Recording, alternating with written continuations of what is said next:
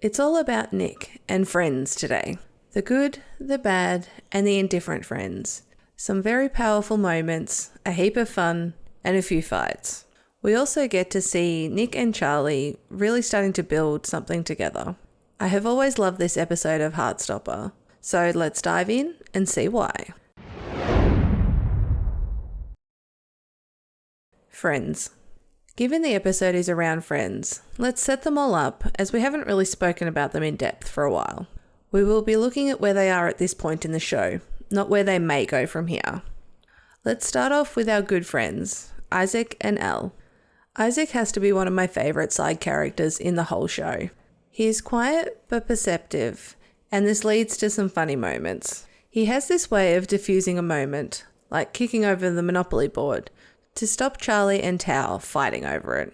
He shows this insight around Elle and Tao too, when he pulls out of movie night so they could be alone. He is also quick to accept Nick into the group, and even says, "I assumed he was coming anyway," when Charlie asks them about Nick coming to his birthday party. Elle is a very protective friend, and is often trying to stop Tao from doing something stupid. We see Elle give Charlie the information that Nick and Tara are not a thing, without outing Tara. We also see her checking on him to make sure that he's doing okay with Nick being there, and trying to stop Tao from hurting Charlie on his birthday.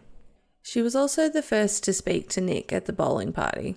She is open and accepting, and will help a friend wherever she can. Let's do the bad now, and get it out of the way. Harry. Need I say more?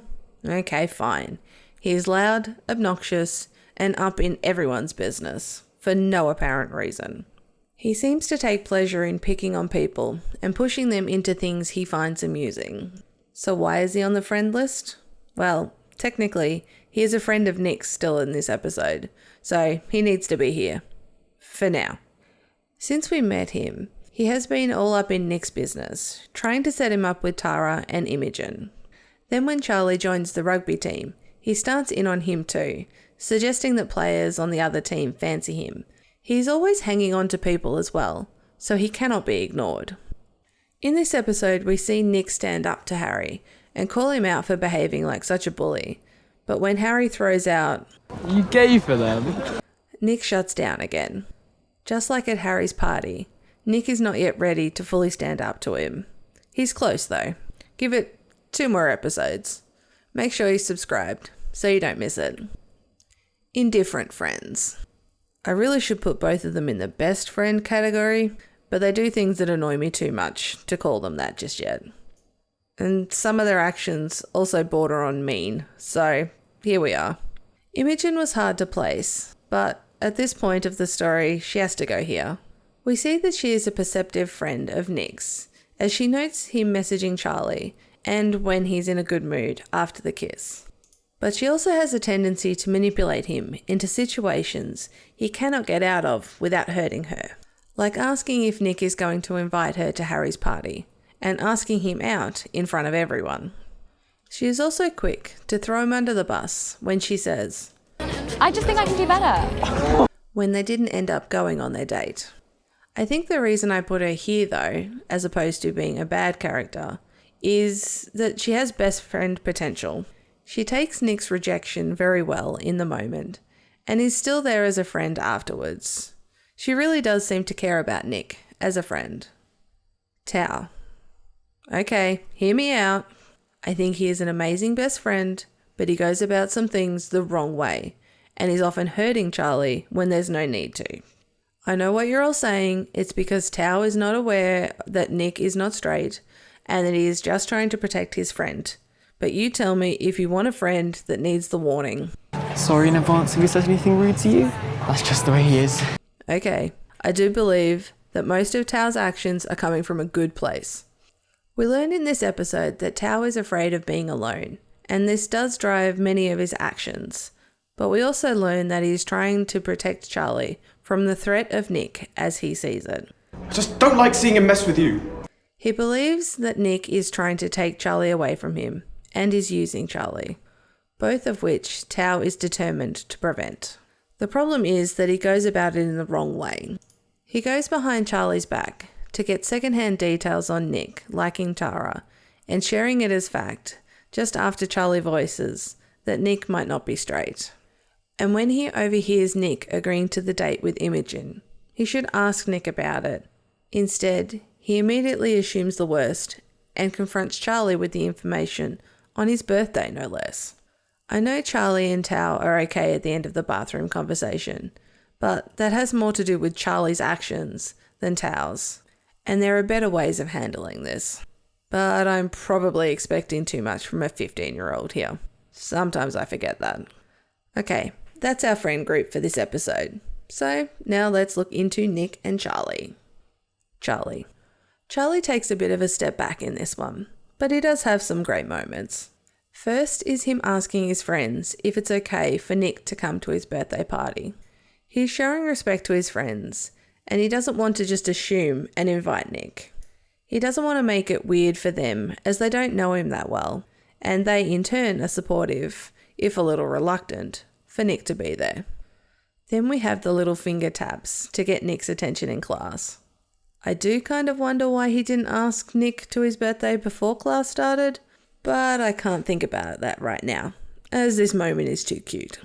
We still see that Charlie is trying to give Nick an out, but Nick is done with that and stops him in his tracks. I also like the fact that Nick lingers on his little finger touch. Next we get the Harry and Tao fight, and Charlie just stands by as they go at it. He doesn't engage and only tells Tao to back off once they walk away.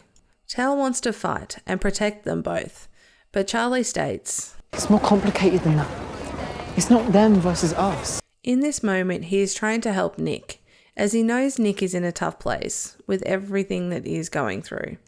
And Tao and Harry going at it like this is making everything that much harder on everyone. Tao doesn't accept that and calls him out, saying that he's only taking the bad treatment because of Nick. He's kind of not wrong, but as Charlie said, it's complicated. I want to call this next one a beautiful moment, but honestly, I think it's just sad. Charlie is waiting for Nick to arrive at bowling, even though he thinks Nick will not come. You came. Yeah, of course I did. And confirms that Nick is the last person to get there. All his other friends are at the lane, and he is waiting still, not believing that Nick would get there. Yep, a little sad. But at least it had a happy ending. The fight in the bathroom with Tao is Charlie's big moment for this episode. Charlie does two very important things in this fight. One is he sticks up for Nick without outing him. And two, he de-escalates Tao's concerns about Nick using him, allowing Tao to be his best friend again, and not an overbearing, overprotective arse. Charlie does lose some of his fight towards the end, but we really are starting to see a glimpse of the strong, confident person he can be. The claw machine confession is really a Nick moment, so we'll do that when we get to Nick. Nick really does so much in this episode. We open with Nick trying to do the right thing with Imogen and call off the date. However, he is facing a crying Imogen, and he cannot do it. To make matters worse, he realises that he has double booked for Saturday with the date and Charlie's birthday party. Then we get Nellie and Nick looking at pictures on Instagram. This always makes me happy, even if he is perplexed. Ha! I found another word for confused. I just love this moment with his mum though. She gives the best advice. Yeah, you shouldn't go out with someone just because you feel sorry for them. The best part though has to be, Well, her dog died. Ah, not following. the delivery makes me laugh every time. We get to see Nick making an effort and having fun with Charlie and his friends, and he even throws in a little flirting for fun. It turns a little sour after he overhears Tao and Charlie in the bathroom, but it does mean we get one of the best Nick Nelson hugs yet. Everything he cannot seem to say passed through the hug, and we get a happy Charlie because of it. More cute little moments. First is Nick and Tao's first attempt at friendship. They have to be one of my favourite odd couple friends in the show, and I really like that Nick does try to make things right with Tao. Second is with Nick and Charlie walking so close that they are practically holding hands until Tao cuts through them. Then we get the claw machine scene. Nick finally finds the words to tell Charlie what's going on. Nick tells him about the date and the surprise and the expectations on him in that moment. He gets really sad when Charlie points out that they're not really officially dating, but that doesn't stop him from pushing on. He says he'll make it right with Imogen, and he confesses that he really likes Charlie. And I wish I'd met you when I was younger. Yeah? I wish I'd known then what I know now. the weight of it all settles on him, but Charlie is there to pick him up this time. And to cap off this really in-depth scene, we get the handmade gift from Nick of his favourite day and their first public kiss. If you thought Nick was done for the episode, you would be wrong, because we've got one more. Telling Imogen that he doesn't like her that way. I would play this whole scene if it wouldn't get copyright claimed, as it is that perfect to me. It is not easy, but Nick says what needs to be said, but takes it a step further, trusting Imogen with the real truth. Your real personality has been, like, buried inside you for a really long time. I'm sure everyone has a scene that they really resonate with in this show, and this is mine. The moment when you realise how off track you've gotten, and that you're not even sure where you are anymore. The fear that comes with that as you try to find your way back, and you're not even sure that you can. But all you know is that you have to try. Yeah, I fully understand Nick in this moment, and I think Imogen does too. I really love this episode, and I think it's because it's a little lighter after a few heavy ones. Apart from Harry being a bully, this episode is more fun, with some flirting. I thought you liked my arms. Shut up. Good friendship moments, and showing Nick that they're better people to have as friends. Charlie and Nick are happy and starting to be more confident together. Nick is starting to find himself, and the conversation in the park is so powerful. If you want to see my future videos early, head over to Patreon for this and much more. And as always, thanks for watching, and let's see what other secrets we can uncover next time on Nerdy Investigations. Literally, how do you always beat me? I don't know what to tell you. I was just born to race.